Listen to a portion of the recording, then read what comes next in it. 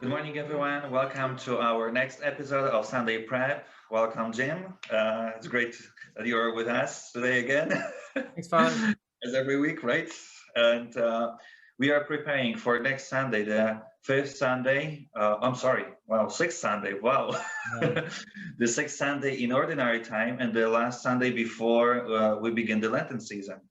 So it's the time goes fast, really fast. It seems like we just welcome the new year and celebrate Christmas, and here we are. Lent is already on our shoulders, Yeah. and we're Amazing. preparing for the celebration of Ash Wednesday, which I hope you're ready. Even though this year it's going to be a little different, we'll be telling you about that on Sunday. How this year, because of the pandemic, everything will look like. But because of that, the readings are really coming together as just to prepare ourselves to see, to be, and to experience even greater knowledge and presence of God in the time of penance in the Lenten season. And today, my focus for the readings is the second reading, which comes from the first letter of St. Paul to Corinthians from chapter 10. And I focus my attention to the last sentence of it: be imitators of me as I am of Christ. And then how we may understand that simple sentence, however, such a rich sentence in so many ways. Like to me, you can even say yourself, be imitator of Christ. Well, you're a priest. You're celebrating the mass, the moment of consecration. You speak the words of Christ, so you are in the person of Christ. So for you as a priest, it's easy. Well, it's not that easy as it seems to be. Yes, in the very moment of the Eucharist, this is the moment when I am in the person of Christ. Well, Christ is in me. Christ is the one who speaks the words of consecration. It's not the priest. He doesn't have the power to change the water, the wine, and the bread, but it's Christ himself. And he uses the priest as the instrument of his saving work. And but here it comes more like to my daily life to imitate Christ. And to me, always is the spiritual life to imitate Christ as He is. We know that He was so busy with everyday work. People were coming to hear Him for healing, for teaching, for words of consolation, and so many other things. And to Him, still there was a time to spend with God, which always brings my attention very so much because I need to pray in order to grow as every one of us. But sometimes as a human being, I may fail in that. I may feel like I'm not able to. And sometimes I will be at 9, 10 o'clock in the evening in our rectory chapel, and my eyes will be closing. So I'm like, Lord, keep my eyes, give me something to hold them up. I just want to spend some time and then listen to your voice. So it's not easy. I mean, it's very not easy, and that's why to be an imitator of Christ. Saint Paul speaks from his own experience, and to imitate him as he is imitating Christ. Well, it wasn't easy. He was going to so many different places. He was a missionary, and to learn the cultures and everything, going. It's just hard sometimes to focus our mind, but it is the beautiful thing that in the image of Christ, I can sit with him and ask him, okay, I really need you at this moment. I want to be united as you were with the Father, and help me to do it. So imitating him is what I understand in my spiritual growth, because then the outside will be empty. The outside will not be able to not only pass, but to experience, to rejoice over the great news of the gospel. So that's how really strikes me in that preparation. Well, for this Sunday. So, Mr. Yeah. Clancy, say something. Well, yeah. Before we started recording, Father Matt and I were chatting, and I told them how much this kind of like had been a little bit of a struggle, this passage, and so I like your commentary there, Father.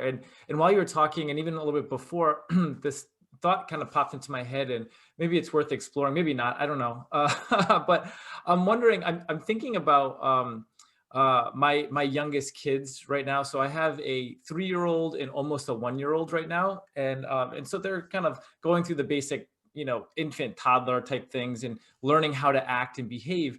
And one of the things that I catch myself, my wife too, of saying to our older children is, to set a good example. Don't keep your hands to yourself. Share, don't hit, don't yell, don't whatever. All those things of trying to set an example, because those youngest ones are observing their older siblings and then learning from them of how they ought to behave. And I think not just for little kids, but I think maybe St. Paul's tapping into that basic human notion of example setting and having role models and having people. And as I'm talking, I'm wondering, like, even in the life of the church as a whole, why we have such a gift in what we call the communion of saints. We look to these heroic figures who've gone before us. And it's not that they kind of steer us away from Christ, that they kind of replace Jesus and we go to Saint Cecilia instead of going to Jesus himself, or we go to Saint Augustine instead of Jesus, but we go to them so that we might grow closer to Christ. And so maybe St. Paul's tapping into that, I think, a little bit in his words to the Corinthians, when he says, be imitators of me as I am an imitator of Christ. And this idea of, it's kind of like a very relatable, helpful example setting that we have in the lives of the saints. And then, and Father, you mentioned too, in the spiritual lives of those closest to us. So, I've never met St. Augustine. I never met St. Paul, but I have met Father Matt, and I have met Father Zig, and I have met some of my neighbors and parishioners around our community who are just wonderful, holy examples of maybe how I ought to kind of be more like Christ, because I see in them the way that they're living their kind of interior relationship and joyfulness with Christ is kind of coming out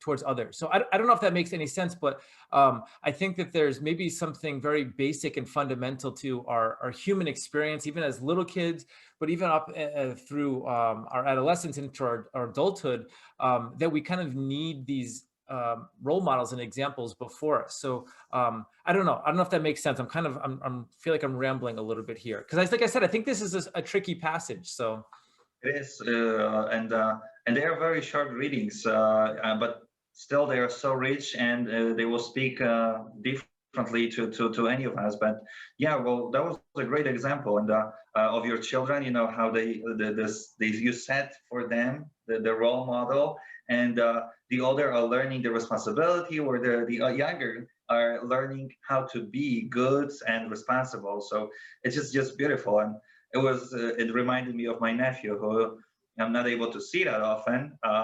And then I remember my sister and my mom, they always really say to me that whenever he's watching live streaming, the Mass, and he sees me, he's taking his blanket and he says, shh, now Uncle Matt is celebrating the Mass. Everyone quiet. And and he already sees by the example, and he will repeat the sign of the cross, even as he was like a year back, learning how to do it. He will repeat after me, even in English, which is very funny. Yeah. So he learns English by repeating what Uncle Matt speaks. That's great. So yeah, it's a beautiful image, how we are. We need to grow in a beautiful way, and how others see us. So it's the task both for us and for others. And I hope we'll be all growing closer and more to be like Christ and to serve him with all that we have. Amen. Amen. Thank you. Good job. Thanks, Father. It was beautiful, amazing, as always. I hope everyone is ready for Ash Wednesday, and hopefully this week we'll see you all in church. Pray that the snow will not be too heavy, okay? God bless you all, and hopefully see you on Sunday. Bye-bye.